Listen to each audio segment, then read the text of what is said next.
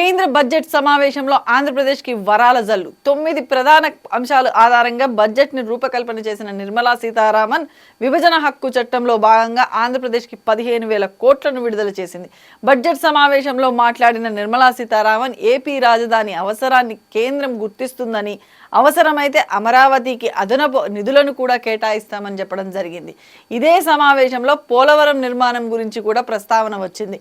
Polavaram central project కాబట్టి పోలవరం నిర్మాణానికి కావాల్సిన తగిన నిధులు కూడా ఇచ్చే బాధ్యత కేంద్రానిదే అని చెప్పేసి నిర్మలా సీతారామన్ పేర్కొన్నారు. నిర్మలా సీతారామన్ తన ప్రసంగంలో పోలవరం ఏపీకే కాదు దేశానికి ఆహార భద్రత విషయంలో ముఖ్యమైన ప్రాజెక్ట్ అని కొనియాడారు. ఏపీకి వరాల జల్లు, మరి తెలంగాణ పరిస్థితి ఏంటి? తెలంగాణ ముఖ్యమంత్రి రేవంత్ రెడ్డి మరియు డిప్యూటీ సీఎం భట్టి విక్రమార్క ఇరువురు పీఎంని కలిసి ఈసారి ప్రవేశపెట్టేటువంటి బడ్జెట్లో మూసీ ప్రక్షాళనకు 4,000 కోట్లు ఇవ్వవలసిందిగా అడగడం జరిగింది.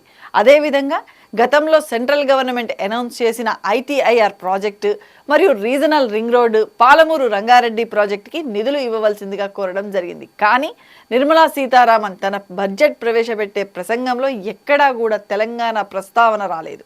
విభజన హామీలలో భాగంగా ఆంధ్రప్రదేశ్కు 15,000 కోట్లు ఇచ్చిన సెంట్రల్ గవర్నమెంట్ ఆ తర్వాత కూడా దశల వారీగా ఏపీకి నిధులు కేటాయిస్తామని చెప్పడం జరిగింది. తెలంగాణ ఏర్పడిన తర్వాత నుంచి గత ప్రభుత్వం బీఆర్ఎస్ పార్టీ చెప్పుకొచ్చిన అంశం బీజేపీ పార్టీ తెలంగాణకి మొండి చేయి చూపిస్తుందని.